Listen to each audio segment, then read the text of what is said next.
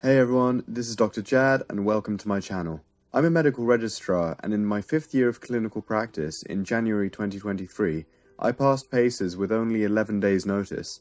Despite only being given 11 days to sit my exam, I managed to score 160 out of 172.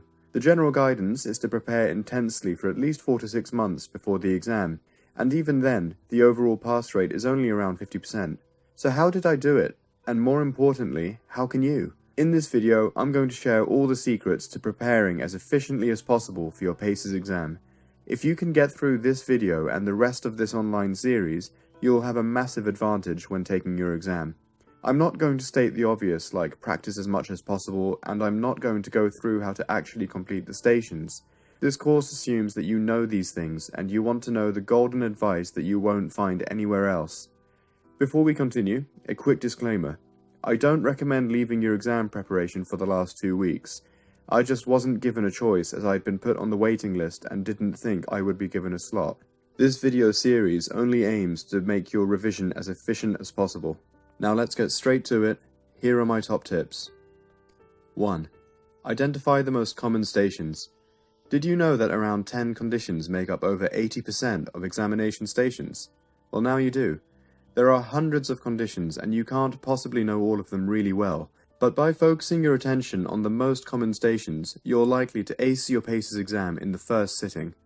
Of course, you should aim to know as many conditions as well as possible, as you can never really be sure what's going to come up in your exam, but this method will give you an advantage. As we go on through this course, I will be taking you through these golden stations that you should know inside out. 2. Structure your studying. What do I mean by this? If you have a clear system, it will be much easier for you to recall crucial information during the exam, especially as you'll probably be nervous.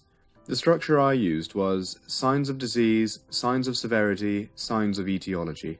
That way, not only did I remember everything I needed to know, this specific order helped me present my cases in autopilot and answer questions from the examiner effectively, as it's really easy to forget when you're in the exam setting. 3. The importance of a confident presentation. Okay, this one is crucial. The examiner wants to know that you're a competent doctor who has done this hundreds of times, so you need to have a presentation template in your head that you can recall confidently and concisely. If you know what you're saying and doing, it's going to show in the way you speak to the examiner, which will make them more relaxed around you and less likely to put their guard up and look for mistakes. 4. Impress the examiner with knowledge beyond the curriculum. This will show them that not only are you competent enough to pass your exam, you're one of the top candidates. Everyone's going to be doing the same examination, and although you're not in competition with anyone else, this will certainly help you stand out as being especially knowledgeable. 5. Anticipate the examiner's questions. The sort of questions your examiner will ask you are fairly predictable. They usually go in the following order.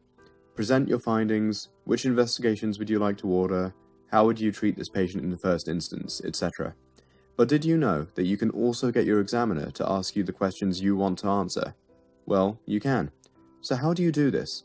When you're discussing your cases, you can give information that will lead to specific questions. I'm going to go into this tactic a little bit later in the video course. Of course, it's important to note that there are some questions that the examiner is going to want to ask you regardless of what you do, and you need to be prepared to answer them all. But this tactic can still give you a minor advantage. 6. See signs. I know this one sounds obvious, but a lot of people go about this the wrong way. Lingering at work, you might only see 1 or 2 patients in the extra hours you spend at hospital. Does that sound like you? Obviously, it's important to get the practice in, but it's not efficient enough to rely on this as your only way of gaining enough clinical exposure. So how do you work around this? By picking the right online resources. It's so important to practice in hospital under timed conditions, but you'll see far more pathology, including the rare conditions, if you pick the right online resources. During this course, I will go through the online resources which made it possible for me to pass my exam in 11 days. 7. Be professional. This one might sound obvious, but it's easy to make mistakes under exam conditions. Treat the exam like a shift, and the right professional demeanor will come more naturally to you. The examiner wants you to be safe and patient-centered. Don't be afraid to say that you don't know something or that you want to escalate a situation to a senior. And whatever you do, don't make things up or lie. You don't have to know absolutely everything to pass this exam, but you do have to be completely honest and safe in the way you handle your cases. If you do this, you'll score easy marks for your professional conduct and the way you interact with your patients. 8. Understand your examiner. This is a commonly overlooked aspect of preparing for PACES. You should understand that your examiner actually wants to pass you. They don't want you to fail. Remembering this information should help you relax a little during your exam. As long as you're safe, competent, and professional, you should pass your exam. Also remember that your examiner will not be a specialist in the station they're examining. So, you will never get a neurologist marking your neurology station or a cardiologist marking your cardiology station. This will make it easier for you to impress them with specialist knowledge that is not mandatory in order to pass your exam. I hope you find these tips useful when preparing for your exam. In the next few videos, you're going to learn exactly how to implement them in specific stations. Please like and subscribe so you don't miss out on any tips that will help you ace your PACES. Feel free to ask any questions in the comments section, and see you soon.